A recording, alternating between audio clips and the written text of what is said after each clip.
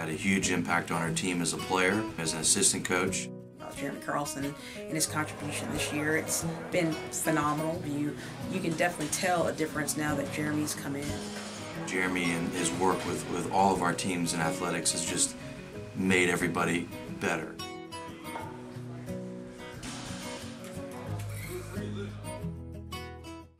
Jeremy, a few years ago when you were the center male athlete of the year and all like that, I envisioned, wow, this guy is probably going to be pretty successful. Who knows what he'll do? Maybe he's going to go back out west where he's from and everything. But now, here you are as the strength and conditioning coach at Center College. I'm guessing this wasn't your lifetime dream. It definitely wasn't the plan, that's for sure. No, when I graduated Center, I wanted to stay in the fitness industry. I didn't know how that was going to be possible, though, with a major in history and a minor in sociology. So it did take me out west for a year where I'm from, and I was a manager of a gym back out there. And then things didn't really work out, and Coach Birch was actually nice enough to offer me a volunteer assistant position back here at Center with the men's soccer team, and I jumped on it. And that's what brought me back to Center. So how do we go then from the volunteer soccer coach to where now you work with every sport here at Center with the strength and conditioning? Yeah, again, not a typical path. So Coach Birch actually was one of the people that when I was coming back, because he knew my background and my interest in strength and conditioning, he said, hey, there's a certification. I knew about it, and he's like, you should go and get that. It could really help your career path. I was like, all right, sounds good. You know, he's been in it a little bit longer than I have, so of course. And as I kind of got further into it, I was thinking that I was going to one day be a soccer coach, and most soccer coaches now, when you're getting hired, need some type of secondary education. I didn't want to go back and get my master's yet because I didn't really know what I wanted to study. So I figured this was a good kind of alternative. If I were to ever take over my own program, it would allow me to have some background in it, and then I would be able to not only be a soccer coach, but also then be with them in the off season.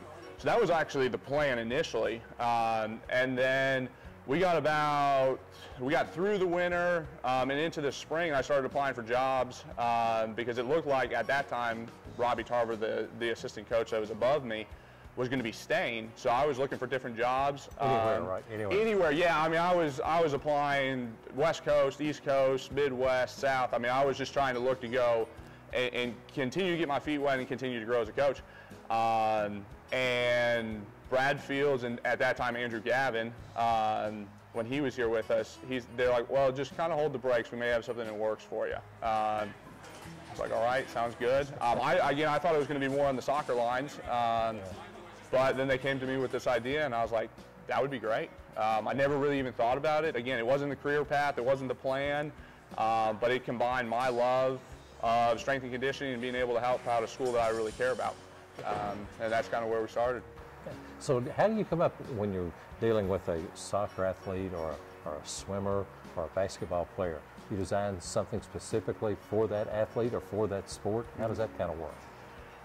The basics of it is I try to understand the sport as best I can, and there are plenty of sports that I still tell my coaches that I'm learning about, that I make fun to Coach Brownlee all the time, and Coach Colleen, that if I get in the pool, I sink like a hot rock. We swim just alike. Yeah, okay, good. So yeah, so it's definitely been a growing experience in learning about different sports and just the biomechanics of how everybody's moving through their ranges of motion in their given sport and what they need.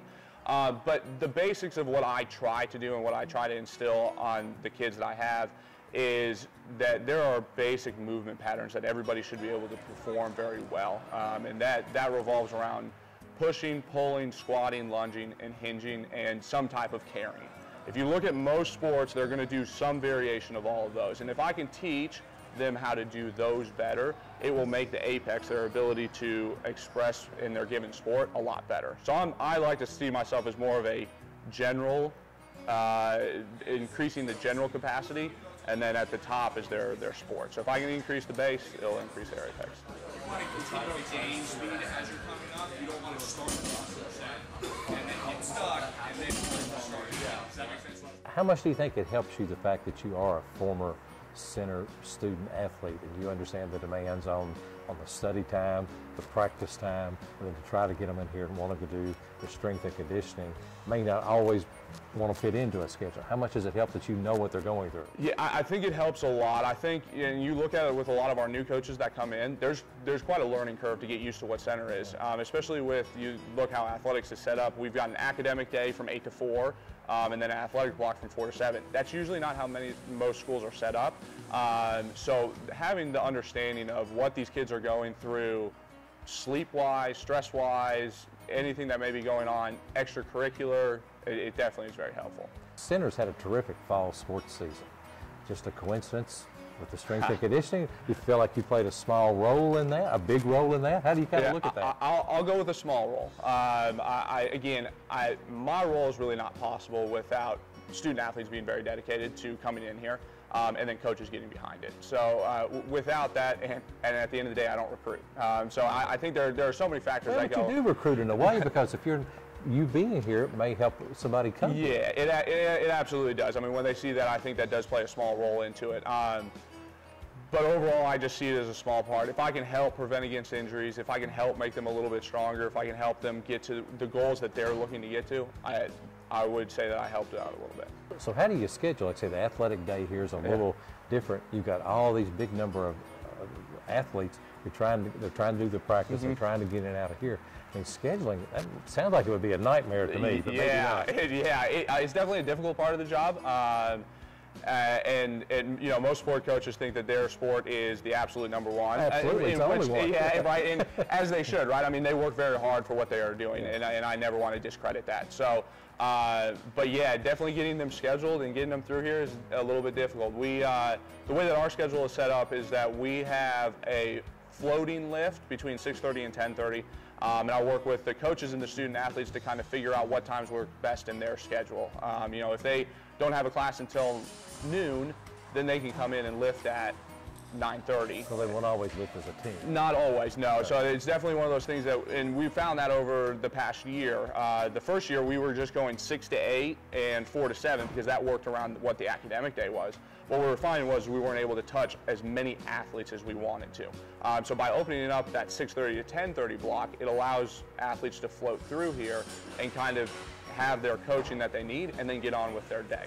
And we see that a lot of our out-of-season sports tend to prefer that because they have, again, they are not just an athlete, they're a student first. So they're able to go do their extracurriculars, whether that be a fraternity sorority type thing, something academically or otherwise. Now, my math's not always the best. Yeah. But if you've got student athletes in here at 6:30, yeah, I'm assuming that means you have to be here before 6:30. Right. Yeah. I typically get in here around 5:45-ish. You've still got them in here at 7 or 8 o'clock at night. Right. So how long do you work every day? How long are you here every day? Yeah. I'm typically here at 5:45 in the morning. I'm here with teams until 10:30. I usually, as my secondary role, I'm also the director of the Buck Fitness Center, again, the facility that we're sitting in.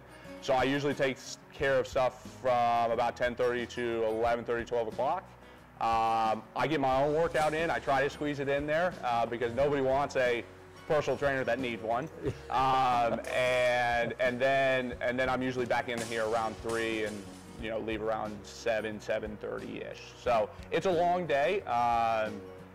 Again, luckily, my wife is very understanding and understanding where we're going with this. But obviously also tells me you love what you're doing. Yes, absolutely. And also, well, again, hang in there. It's still kind of amazing the transition you've made from the athlete that I watch play here and perform and do so well, and then now here you are leading all these different athletes. But it must be a lot of fun. I love it. I couldn't imagine. I tell my wife this every day. I couldn't imagine doing a different job. Wow, that's cool. Yeah.